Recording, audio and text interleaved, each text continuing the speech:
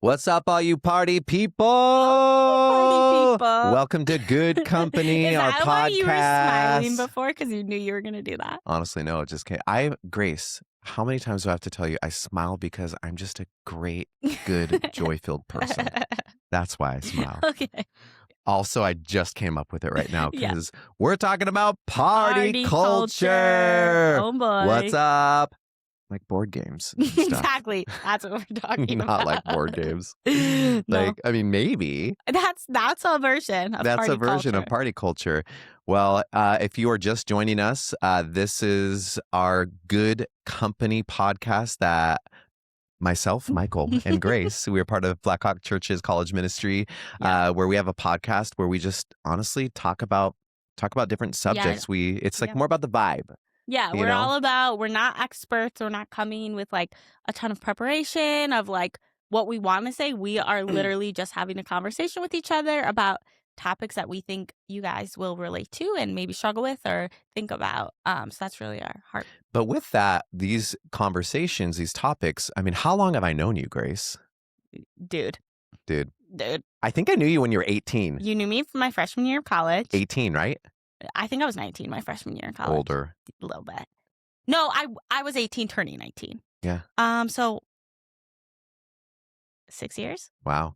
Obviously, I haven't had these type of questions with freshman Grace. No. But we've talked about different things like party culture a lot. Totally. So we've had these different conversations. That's one of the reasons why we thought, let's just have a podcast. Let's just talk about it. Because people might want to hear it. They might. So it's been fun so far. But we are talking about party culture. Yep. One of the main reasons I think we have had so many conversations on party culture and we wanted to talk about party culture. We lead a gathering called Tuesday Nights. Mm-hmm. When do they meet, Grace? Oh, Wednesdays. Wednesday? No. No, Tuesday nights. They meet Tuesday Best nights. night of the week. 7 at Upper House. It's awesome. But, I've been a pastor of this community for, it's coming on 8 years now, which is wild. But one of the things that I think students at UW Madison, and you don't need to be a student at UW Madison to be a part of Tuesday Nights, but a lot of people are students. Yeah. You were a student at UW Madison. It's known for its party culture. Drinking culture, party culture. So something that I, as a pastor of this community, have navigated so many times with so many different people is how do I navigate this party culture? I mean, party culture at UW Madison is basically an institution. Yeah. So what does it look like to navigate this institution and also get to know Jesus and be fulfilled in your relationship with Jesus? How do you do these two things at once? Like, is it even possible? Can they coexist? I think I just want to, given that I, was a student at UW Madison, I get it. I just kind of like want to lay the framework a little bit of like what is the party culture at Madison? Why do people think it's such a thing? I think we were rated like number one party school potentially. We're number one. We're number one, but not for the best thing. So I think it's just like you can't talk about UW without knowing that that's a part of it. Yep. So let's do it. Let's jump in. Lay the framework. What is it like? Yeah. So I think so. I went here, and honestly, I went to a small private Christian high school. So I was like just shocked when I came to UW at how prevalent drinking, partying, binge drinking, going out is at UW. I mean, it is for most people, it's like you start freshman year, you get a fake ID, you go to the bars that let fake IDs in. There's some that are known that do, and there's some that don't. And everyone knows which one's which. For sure. And you go out Thursday night, you go out. Some people go out Friday night, or you do a house party Friday night. You go out Saturday night. You recover Sunday and I think like try to do homework. And then some people are, I guess, Tuesday night's a thing now. So we're competing, I guess, with that. We will win. We will win. So can I just say, as a 40-year-old, that's extremely exhausting. I might have one night of the week that I'm going to be able to hang out with someone. Like social. And I best be home by 9 in my jams, watching a show with my wife and my dog. Yeah. And that's not everyone. Yeah, it will be though, the older you get. But anyways, Anyways, no one's listening to this in 40. If you are, you know. you know. So I just think like I remember feeling this when I was in school, like to feel like you have friends, to feel like you're Yeah. experiencing like college, to go to game days, to go to tailgates, like all of that feels like if you are not going to make friends. You're not gonna have the friend group. You're not cool. You're kind of lame. Like there's also like I don't think UW has a great like network of things you could do that don't involve drinking if you don't want to. Like there's just not a lot to do. I mean, Except for Tuesday nights, but I of get course. you. You know what I'm saying? Yeah, I get it. I mean, and Madison's a really fun city. So, like, there is a lot to do, but that's just not in the culture, I don't feel like, of Yeah. UW Madison. And so there's something to address where it's just like, it is so ingrained. There's so much pressure. People want connection, people want friendship. Going into college is really scary. Like, you want to find that friend group, you want to have all those experiences. But as you grow in your faith and as we'll talk about, like that like doing it how everyone's doing it can't be the way. And there's Hmm. gotta be a heart posture and an ability to feel set apart and maybe feel awkward and maybe feel different as you grow in your relationship with Christ. Yeah. So with that, Grace, since you're more of the expert on UW Madison, because I didn't go to UW Yeah. Madison, I went to Whitworth University in Spokane, Washington, Hmm. teeny tiny Christian liberal arts Yeah. college. Yeah. There was a drinking culture there. Oh, yeah. Yeah. It's Most like colleges. most colleges. So what was like? Let's get kind of tangible. What Yeah. was your experience? People listening to you right now, I'm sure most people are going to be able to relate with what you're about to say. Yeah. But I would just love us, before we talk about more about how to navigate the party culture, like get us there as a student. Like, what are the real things that students are really, you gave an Yeah. overview, but let's get Yeah. more specific. Yeah, I mean, and like I have made so many mistakes with this, and like it is hard to navigate, and there's like no sitting on a high horse and saying I did this right. I didn't. So that's just where I'm coming from. I mean, I also was at UW during like 2.5 years of COVID, COVID. so that looked different for me and my experience. It was a lot of house parties, Hmm. so just because everything was closed down, Yep. so a lot of people had there would be like one or two people who had like an in to someone who could get alcohol, whether it was like an older adult or they had a fake where they knew where to buy. So it would be like house parties. People would like have alcohol and then you'd go and you'd cram in and it would just be like a lot of it. I feel like the reason is people drink a lot, they get tipsy drunk so that they lower that like social fear. It's called like liquid courage. Hmm. So that they can flirt and they can talk to people and they're fun. And like I think a lot of people like do have social fear or anxiety. And like I think why it's so people are so drawn to party culture and house parties and things like that is because that does go down when you're Yeah. drinking a lot. And so, I mean, it's just a lot of like try people are trying to find the hookup for the night. People are trying to meet someone. People are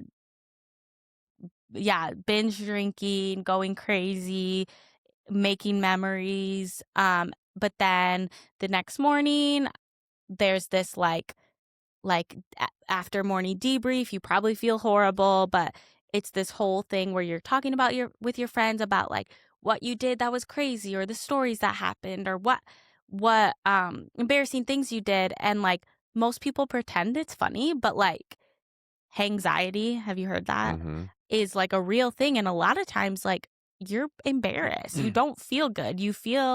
Um you feel stupid a lot of the times, but there's just this culture of like everything's funny, everything's okay when you're drinking, when you're drunk, when you're partying. But a lot of times people actually do carry like guilt and regret from Hmm. what they did while they were drinking. So Hmm. I feel like that's a big part of like UW Madison, at least when I was in college, was like house parties. And then there definitely is like a pretty strong going out scene here. There's a lot of bars on Regent Street and State Street that people Hmm. go out to, and it's kind of the same thing. It's binge drinking, it's trying to flirt with people. A lot of times people are like covering up different things, don't want to numb pain, want to get attention. Yeah. And I'm not saying this as like, wow, how dare all these people, like it is a real Yeah, struggle you that drive on any of the nights that you talked about, and you'll see hundreds of students just outside of a, Mhm. waiting outside to go into a bar or Yeah, something like so that. it's a real thing and there's real like things that are happening in people's lives that is Mhm. causing this kind of culture here. Mhm. I don't know, those are kind of like the tacticals that I think Yeah, of. thanks for sharing. And I'm sure most people listening can relate in different ways. Mhm. So, with that, Grace, so you are a Christian, you're a Yeah. follower of Jesus. You Yeah. have been for most of your life. Yeah. You knew what UW Madison would be like. Mhm. And so, on one hand, you're going to UW Madison, you're excited, you know it's a party culture, and it's one of the ways that you're going to find friends, Yeah. community. That's Yeah. just, it's like an institution. Yeah. On the other hand, you are a follower of Jesus, and he is the most important Totally. relationship to you. How did you navigate both of those things? Mhm. And really, for the rest of this podcast, I think I want us to really sit and settle in In how that. do we navigate it, Yeah. because I think that's the main question that most people listening to when they saw party culture, they're probably hoping that we Get into that. talk Yeah. about that and practical. How do we navigate this? Yeah. So, and I want to get into that discussion. How did you navigate it? Yeah. That's great. It's hard. Like I'll just say that. Like you'll make mistakes, you'll think you have a good boundary, you'll pass it, you'll think you're going in with the right intentions, you'll mess up. Like that's okay. There's grace. But like really for me personally, I was lucky and I had like a good foundation in my life of like seeing people who um like drank every once in a while casually. My family, like most people in my family, have a really healthy relationship with alcohol. So I was coming in with a pretty strong foundation of like what I wanted my relationship with alcohol to look like. I think for me, I had a lot of people in my life who like were in party culture and I had really close friends who are Christians who I got to like walk through this with. And there was something really valuable about getting to process like, okay, how do we do this well? Keep me accountable, things like that. But I think there's a world where you can be in it but not of it. We kind of say Hmm. that like we're called to be in the world but not of the world. So there were times where I would totally like go out with my friends, go to different parties, and I knew like I wanted to hang out with them. They were my friends. I wanted them to feel loved. I wanted to make memories with them. But there's a lie that you can only have fun if you're drinking or you're Hmm. over drinking. And I just think that is a complete lie. Like I have had the most fun when I was of age going to dancing bars with my friends, maybe having one drink and like having such good memories and going to bed at 10:30. Like that. Which is still a little late in my book, but that's okay. Yeah. So it really it can coexist. You just have to be so intentional like on the onset, like before you head into it and know like what's my limit? What do I feel comfortable with? Why? Because there were seasons where maybe I did want to flirt with someone or I did want to like I don't know. Like there's real times when you can go in with the wrong Yeah. intention and that's when you'll find yourself making decisions you're probably not Yeah. proud of. And so for me it was okay, I love these friends that I have. Maybe they're celebrating a birthday and this is how they're choosing to celebrate their birthday and I'm going to show up for them and it's not bad to be in those spaces, but how can I do it that I feel like I'm honoring my relationship with God and still proud of who I am in those settings? Was that something that you had to learn at UW? Yes.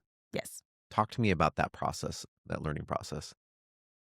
I think it's you you try it the other way once or Yep. twice and you realize that it doesn't feel good. And like I'm not saying like you only can have a healthy relationship with alcohol if you go out and you get drunk and you Yeah. test it. Like we're not saying But like at UW Madison, that's I mean, you're going in like this institution Yeah. of drinking and party Yes. culture that you're gonna have to navigate it. Yes. I think the learning process is like really about getting to know yourself because a Mm. lot of people don't know why they do things. They just do things. A lot of it is peer pressure. A lot of it is we hate as people. I know I hate this of feeling different, Yep. feeling You're awkward. going to throw off the vibe or the Yeah. spirit of the party. Yes. So it is so wild to me how many people will be like mad at you if you're not drinking like they're drinking because you're ruining their night. That is a Uh, crazy concept to me. that's a toxic relationship there. Yes, but Toxic. people will like be like, take a shot, come on, drink, like do it, do it, do it. It's so fun. And like really pressure you into getting to their level. And I think a lot of it is because they're kind of insecure Yep. and they don't want to be the only one. They Yep. want someone else who is doing what they're doing because then they'll feel less bad about it. Mm-hmm. So there really is there is just a self-assurance you need to gain. You need to be able to be okay with saying no. You need to be okay with like awkwardness. Like I'm good. Like for me, I know for my personality, super hard for Yeah, me. I was going to say. I hate conflict. I hate making people feel bad. I hate yeah, just like anything that could come across judgy, like that is not the intent here. That's not what we're trying to get You were the across. first time you probably experienced that. You're like, I don't want to throw off your vibe. Like, Yeah, what do I do? And if I leave, they might think that I hate them. Yeah. I love how you do it. I was going to say.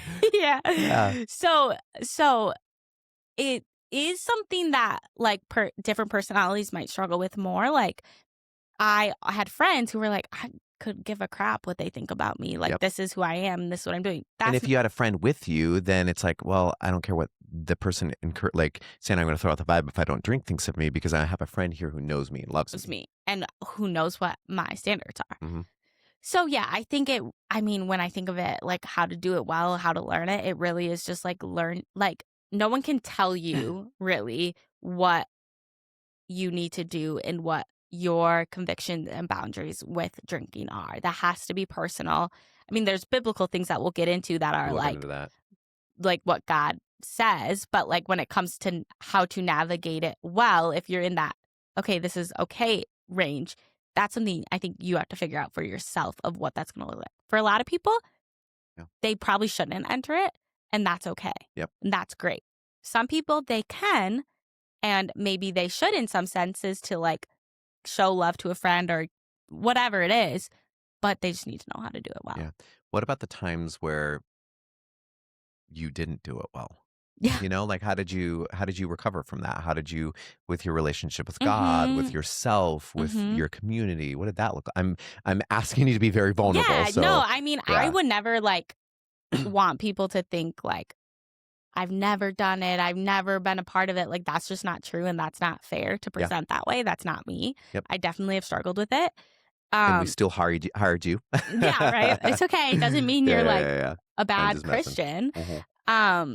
I think a lot of times, I mean, if we just get practical, it just doesn't make you feel good. It doesn't. Like logically, that is like kind of poisoning your body. Kind of. I mean, literally, alcohol is poison. Yeah. You know? So from like as I'm getting older, I just don't want to do things to my body that like are not good for it. Yeah. So that's one piece of it of like, okay, I literally feel terrible in the morning.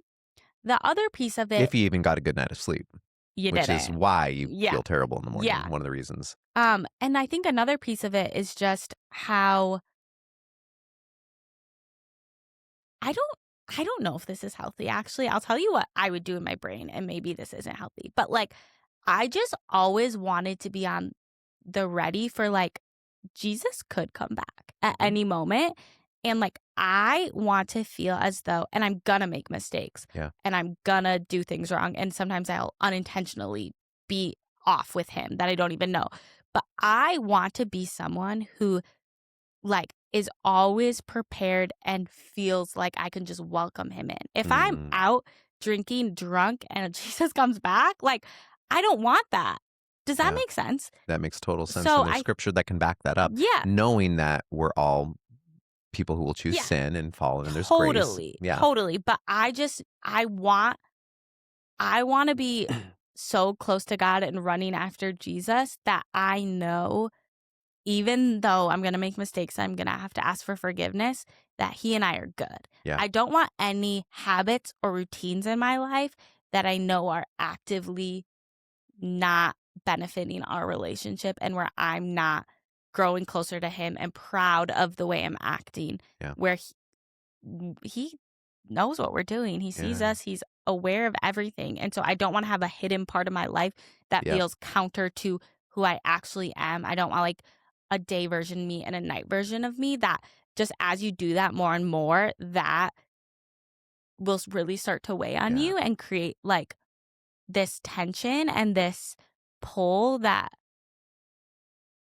makes you feel unsettled Yeah. in your spirit. And so, and for some people that takes longer to get to than others. Sometimes that's one time you do it and you're like, whoa, I never want to do that again. So it's different for everyone. But I think it's just, as I grew in my relationship with God, I became so much more aware of like what my call as a Christian is Yeah. and how it is to represent him well and to love people well and to just be someone who's living for Christ. And you just can't do that in the same way or to the right extent if Yeah. you have something that's inhibiting you. All right, pop off. Did I pop off? You popped off I this. felt kind of vulnerable of No. saying that because I just I wanted to rename this podcast to Cooking with Grace. come That's on. good. Cooking with Grace. No, that's real. And the reality is, in so many different parts of our lives, we're gonna like get involved and do things that afterwards we're like, why did I do that? Why did I say that to that person? Why Mhm. did I look at that saying? Why did I? Mhm. And then we're gonna have to afterwards, come to Jesus. And 1 John 1:8-9 says, if I claim to be without sin, I deceive myself and the truth is not in me. Mm, If I confess my sin, he is faithful and just and will forgive me of all unrighteousness. We're gonna be people who sin. yeah. And so pretending that we aren't, or trying to say like at some point I'm going to be the person that will never ever ever sin, that's just not going to happen. Right. But the Bible is about us being transformed into the likeness of Christ, Yeah. who is sinless. Mm, And even with that, Christ, he's holy. The concept of holy is that like sin cannot be in the presence of holiness. Holiness is set apart, like the sun. You can't be in the presence of the sun. You'll just melt. Like you can't Yeah. be sinful and be in the presence of God. So if we want to be transformed in the likeness of God, we're going to choose a life where we are going to say, hey, I would rather choose the presence of God over this thing that can't be in the presence of God, because Mhm. I want to be in the presence of God. I That's want to be good. with him. That's good. So the journey of being a believer in Jesus isn't how many things am I doing right or wrong, or like kind of a scale where we're balancing, well, I'm doing these good things so I can do these bad things. No, it's not about that. It's, do you want to be transformed into the image of Jesus, like Mhm. transformed into a person who looks like Jesus, who acts like Jesus. Mm. We're never going to be fully there. It's only through the Holy Spirit that we Right. can have that. Romans 7, Romans 8 basically talks about this, about like, because of the Spirit of God, we are transformed. Yeah. Therefore, now there is no condemnation and Mm. all that. But I want to live my life to where if there is something that Jesus is saying, hey, not in my presence, I want to say, okay, I'm checking it at the door. And Yeah. I'm going to invite people into my life if I can't check it out the door on my own, because there Mm. are different things. Alcohol is one of them for a lot of people, Mhm. that they just can't check out the door by themselves. Yeah. I want to check it out the door. I want accountability, because Mm. I want to be close with Jesus. Not that Jesus isn't close with me because he died and rose again and he loves me, Mhm. but I want to get serious about the things that Jesus is serious about. Yeah. And he's serious about sin. Yeah. But with that, I would love for us to just talk about what the Bible has to say about alcohol, Yeah. because I think that could be on a lot of people's Yeah. minds. I think that's good. What does the Bible say about alcohol? So it's kind of tricky. Mhm. The Bible says a few different things. Yeah. There are verses in the Bible that talk about how we need to be careful when it comes to alcohol. Here's a couple that I have ready. Proverbs 20, verse 1, wine is a mocker and beer a brawler. Whoever is led astray by them is not wise. So they're saying wine is a mocker and beer is a brawler. They're not saying wine and beer are bad. It's saying that when you're led astray by them, and that's not wise. Mm-hmm. Another one, Ephesians 5:18, do not get drunk on wine, which leads to debauchery. Instead, be filled with the Spirit. Mm. It's kind of like, what spirit do you want to fill yourself with?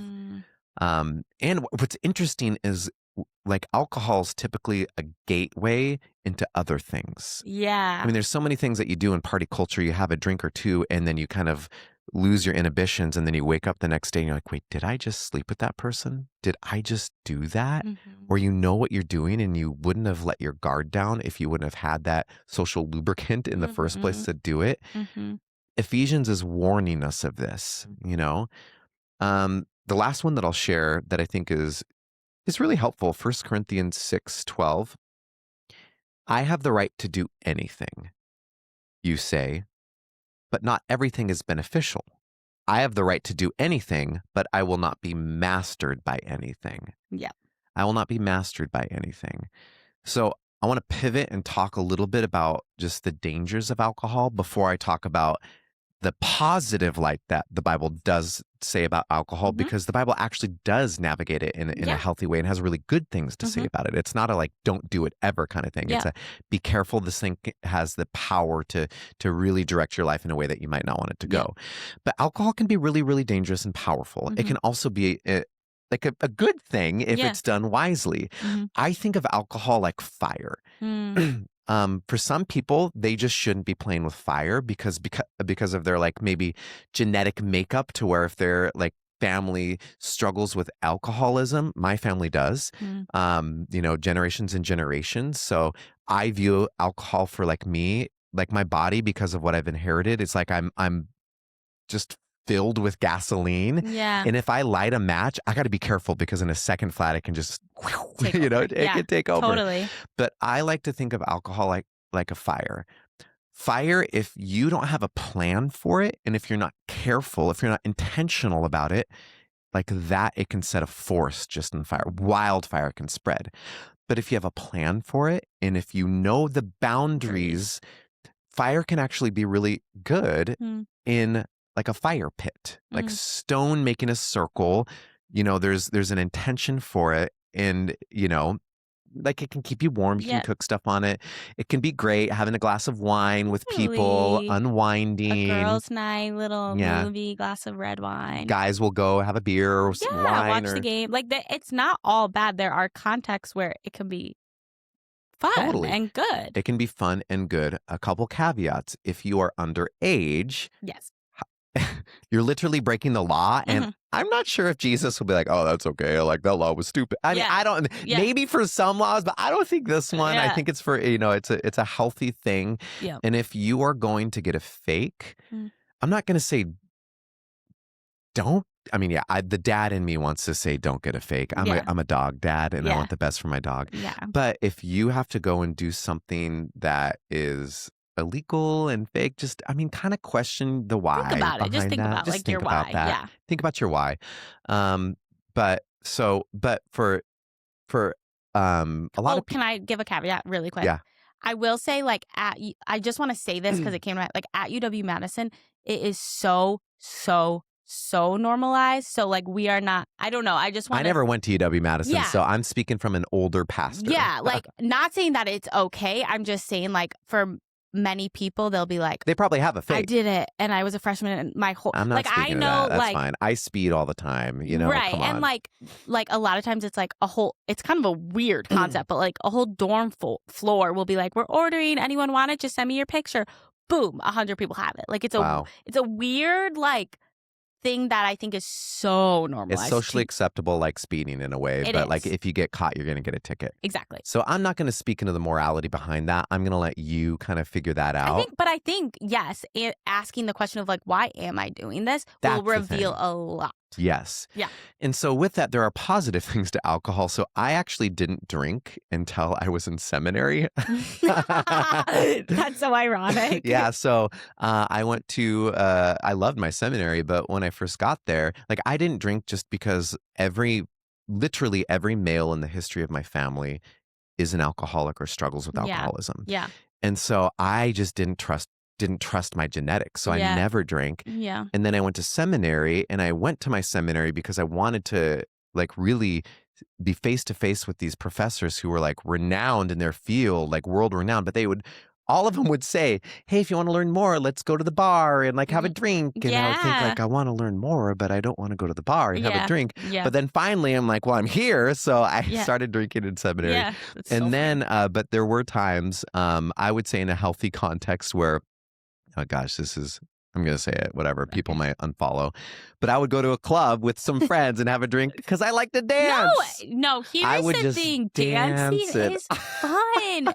I really is so fun. And it does, Yeah.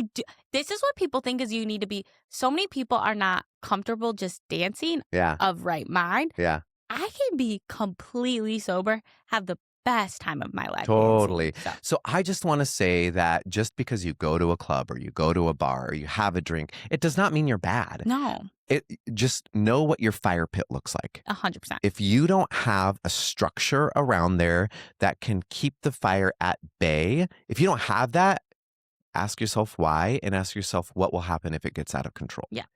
So I had my little fire pit, blah, blah, blah. So I think that like in healthy contexts, knowing who you are and investigating that, it can be good. Mhm. But often alcohol can lead to unhealthy contexts and unhealthy things. So Wisconsin is just known in a state for their alcoholism. I mean, I think out of every state, it's I think we just went to a training thing, and I think the lady at the training said it is the number one binge drinking, yeah. like per capita in the U.S. I'm Yeah. pretty sure. So you got to be careful. So now we're living in a culture, in a state that people can get multiple DUIs. It's like a punch card thing. It's kind of crazy. And it's like it doesn't really affect you. Yeah. So Yeah. I just want to, there's just kind of something that I've put together that I want to read. Yeah. And if you're listening to me right now and you're like, yeah, I think I have my fire pit, but I don't know how sturdy it is, or I don't know if I have a fire pit. I just want to read some stuff. This can be like a fire pit awareness. This is a fire pit diagnostic that you can do around alcohol, because we need to be careful.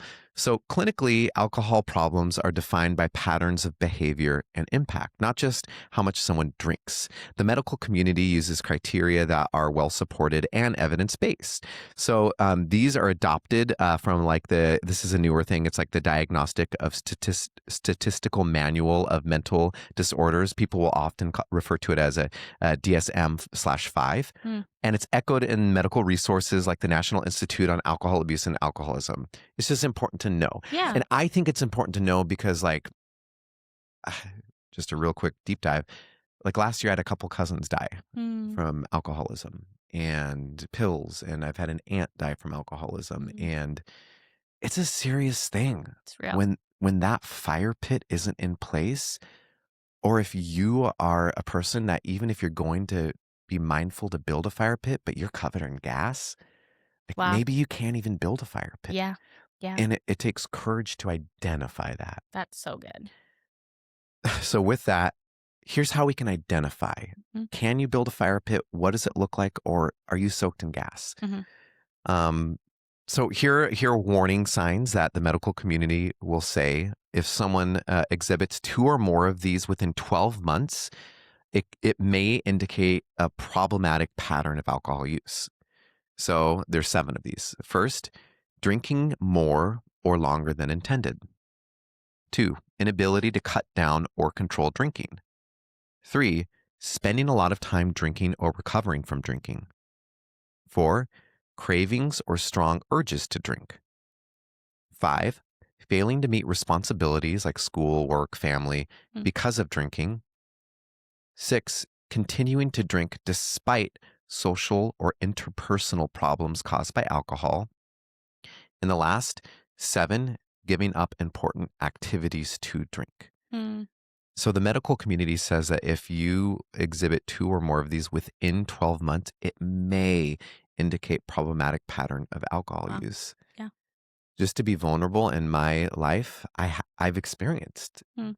exhibiting more than 2. Mm-hmm. And I've had to have real conversations about my relationship with alcohol, Yeah. and which has made me shift and made Mhm. me just really think personally, what does that mean? Am I someone just covered in gas trying to play with fire, or can I build a fire pit with community and with Yeah. boundaries to where I can enjoy it? Yeah. And that's important.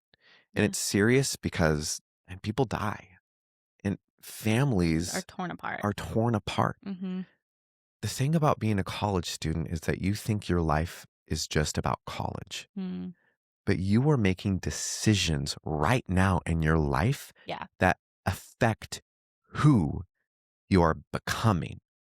It's so good. And I think something that college students think I've thought it is like, oh man, like these habits I'm creating now, like I'll just drop them when I graduate. Mm-mm. No one wants to be the 35-year-old who's going out Thursday, Friday, Saturday, Sunday. But why do we think while we do it in college, we're not creating these pathways in our brains and these addictions Mm-hmm. that will just drop when we graduate because now it's not the culture. Yeah. And so I think there's a real thing you have to face yourself with, like, am who I am now who I want to be in 10 Yeah. years. You're not just going to be who you want to be in 10 years when you're not practicing that Yeah. now. Yeah. I mean, a vision that kind of came to my mind is like you're deciding what kind of plant or tree you're going to grow into. You're in the seed stage. You know, you're Yeah. selecting like who you're going to grow into. You don't think it matters because it's so small right now, but the more you give it water, Mm, the more what you're planting in your life is going to become your life, and it's going to wow. become who you are. Totally. Who do you want to be? Who are you becoming? Yeah. And for some people, you can light a fire in a protected fire pit and have a good time. Mm-hmm. For some people, and Gen Z is becoming less and less like a drinking generation Mm-hmm. statistically, which I think is a good thing. Yeah. But you might be a person that's like, just for different reasons, I don't even want to put a fire in the fire pit. Yeah. But if 2 or more of these things are rising, think about it. Yeah. Talk to someone about it, Yeah. you know?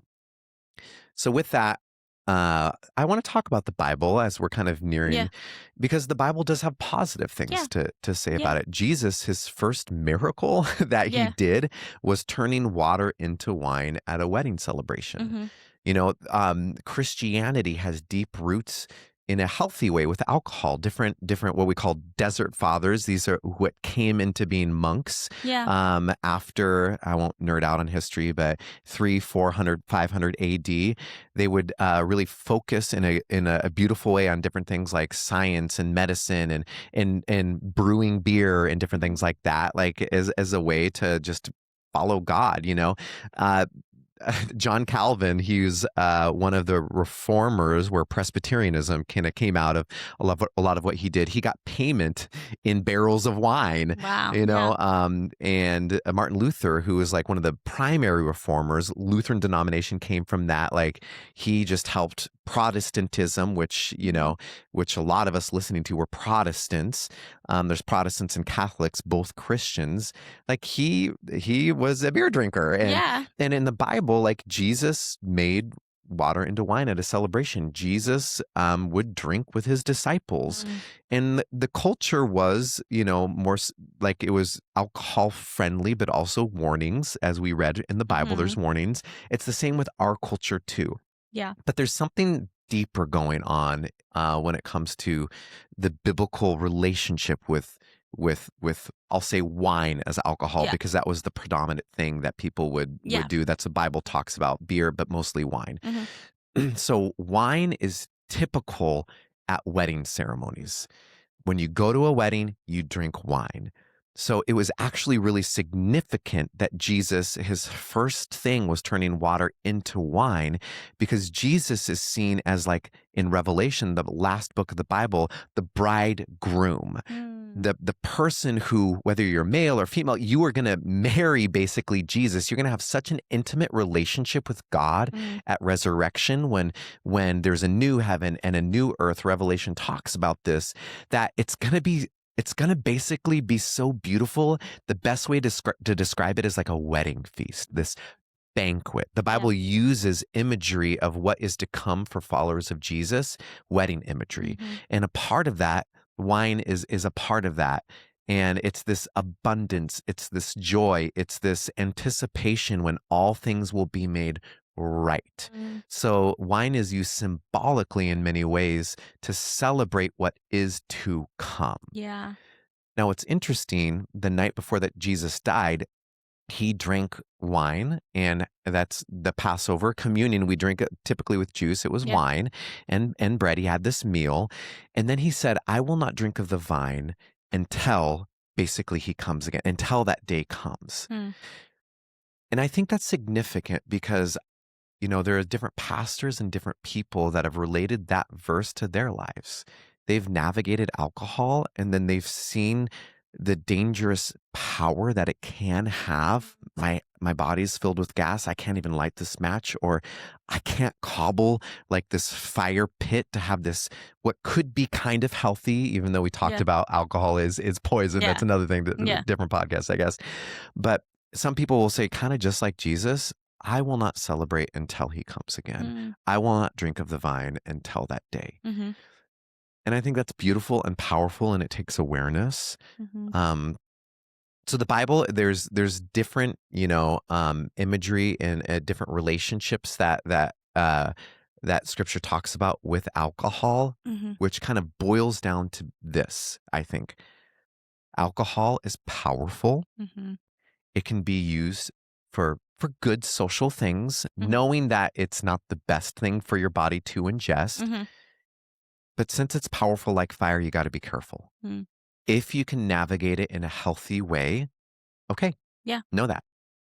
If you can't, be careful Mm. because it has the power to burn your life and lives around you. Yeah. And just because you're in college and you think that it's not that important because you're just in college, you can change afterwards. No, who you are and the decisions you make in college determine who you are becoming. And as someone who is older, it gets so much harder to unwire Yeah. those decisions and who you became in college when you're older. Yeah. Yeah, that's so good. And we're not saying like if you've made mistakes, man, like Nope. you're screwed. That's who you are. That's who you'll always be. That's not what we're saying. I Not think at all. we're just saying like as you move forward and with the time you had ahead of you, it's so worthwhile to be intentional and think through what it looks like and who you want to become, because I really do think so many people just don't put in that effort. Yeah. They don't talk about it. They don't want to do the hard thing or ask the hard questions. Yeah. And so, yeah, we're just encouraging it. This is just the beginning of a conversation around what does it look like to be healthy while doing this? And the hard thing about it is it's different for everyone. Yep. And that's okay. And that's where there is no judgment. We do not Not want at all. people who are part of our community to be judging other people if they see Nope. them out at different spaces. Like, that's not the heart of God. That's not what he's calling us to. You often don't know other people's fire pit. 100%. And I think that's such a good analogy. And I think we as Christians are responsible for ourselves and our actions. And often we want to prescribe to other people what we feel called into because we like want it to be less hard for us. Yep. If that makes sense. Yep. And so I think just with this conversation, we know that like we are speaking to most likely students who really get it. This is a real thing. This is a real part of UW Madison. And so we want you guys to feel equipped and to feel like you have people who can talk about it and who have different experiences. Yeah. Yeah. And if you're navigating in any way, or if you're listening to this and you're like, wow, I really disagree with what they said or whatever, talk to us. Totally. Find us. Like, go to our social media, DM us. Like, I'll have coffee with you and navigate, because I know both sides. Like, I know what it's like to have a healthy fire pit, and I also know what it's like to have the fire just like burn past the feeble attempt that I did and just kind of start to burn things in my life and other people's life and my family. Like, I've seen it. I've seen all of it. Yeah. And there's no judgment. We're just trying to see what it looks like to be a follower of Jesus in a culture where, and an institution of drinking. Totally. And what's that middle overlapping Yeah. area, and how can we like thrive in it if that's possible? Totally. I think that's so good. Okay. As we do, As we do. we love to end with a little game. Okay. I'm gonna sip my little coffee just- bevy, Just my little Costco Keurig. okay. Anyways, so this game is called Party or Pass. So this isn't necessarily meaning drinking party. Now we're just going like whatever. Just think party. You got your board games. You never know what kind of party you got it could your be. Jackbox. I love a Jackbox. I love a party. Jackbox, and maybe it's people having a glass of wine. See, it Maybe all it exists. is. It all Maybe exists. it's what I used to have with my dog Ollie, Pups and Pinot. Pinot Where I'd have a Pinot, a or glass Pinot of Noir. Pinot Noir. Oh, okay. Anyway, Who who knows? Any party. Any party. So these are just scenarios. Are you going to attend the party or are you going to say pass? Party or pass. Party or pass. The party is 2 hours before an exam. Which, when would that ever be the case? Now that I'm reading that, I'm like, there's no world where this would happen. A lunch party, maybe. Grace, there is no party like a lunch party, because a lunch party. I'm just joking. Honestly, at my age, lunch parties are what I'm looking for. You honestly need to move your friends towards lunch parties. Yeah, that's the wise thing. Oh, sorry, this is a tangent. Lunch is my least favorite meal today. I think lunch is boring. I barely eat lunch. I don't Protein eat shake. lunch. Maybe a granola bar. Get me dinner and then get me dessert. Oh, I'm saying get me breakfast. And okay, at dinner, like I'm a dinner guy. Okay, I'm a breakfast girl. Anyways, okay, so I think that's a pass. That was a dumb question. Party or pass? Yeah. I mean, exam. Yeah, you're at exam. I'm thinking about my exam. 2 hours before, I'm yeah. drinking my coffee, I have my protein, I have my carbs. I want my brain to be firing. I don't want to be talking to a bunch of people. And if there's no alcohol, I don't want no board game. I'm bored of the board game. I'm bored. I'm not a board game guy. Me neither. Yeah. Okay. A birthday party that starts at 10:30 p.m. Pass. Why? Because I'm in my jams watching my show, So- getting ready to sleep. At 10:30, you are sleeping, are Yeah. you not? Okay, I just went to the dentist today. Okay. Pass with flying colors. Good for you. Thank you. Because I've won, this is a little, tangent. I've won the battle, but it's an every night battle. What? Do you battle with this? The brushing your teeth battle? Yes. I Can we talk about this for 30 seconds? Sure. I watch TV, or I just do, I watch then it. Cassie and I, when there's like another show coming on, we just say 5 more minutes. That's both of us saying that we're going to watch the actual episode, but we for only sure. should watch 5 minutes. Yes. And then we turn it off. I am just wiped, but I got to brush my teeth. You got to. I still brush my teeth. Good, because that would be a crazy thing to admit. I just wanted to talk about how hard it is to make that decision and do it. And I just want to celebrate every moment when people do it. It's really a big win. It's Yeah. a big win. That's a party. You know what, though? I don't relate. Like, Do you not brush your teeth? no, I brush my teeth. I don't relate to like the struggle because at night, this is like a weird thing about me. When you brush your teeth, and then I usually have like a little water bottle by my bed. This is kind of weird, but drinking water after freshly brushed teeth is some of the best water taste. Yes. Do you know what I'm saying? Yes. 1000%. Why? Okay, this is sorry, everyone's stopped listening or they're leaning forward. I brush my teeth. I'm really big into dental hygiene. Yeah. I have like an expensive Philips-Sonic care that goes the beep, flossy beep, thing, beep, you beep, know? tells me 2 minutes. Oh, wow. And then I floss first. No, and I'm then a I water do my pick like little. flosser. Yeah. Nice. And then I don't though, but I need to. Then I do my little like mouthwash. Wash. And so before that, I always drink sparkling water. I love a sparkling soda stream. after. Here's the deal. Okay, this is where there's a divide then. Because I'll have a little left. I'll floss, mouthwash, and then like 5 minutes later, I go upstairs. I drink the rest of my sparkling water. Sparkly water. It hits. No. Grace. No. Have you done it? Nope. Do it tonight. Okay. And then we'll talk later. Okay. Because It we'll come back and we'll discuss. What I'm saying is still water. You've not tried. But I've not But tried it's it. not like intense sparkly. It's sparkly that's been Like in the defizz. air, defizz. So it's kind of, it hits. Okay, I'm gonna No try one's it. listening I'm so anymore. Let's excited. keep going. Okay, sorry. Okay, let's just do one more. Okay.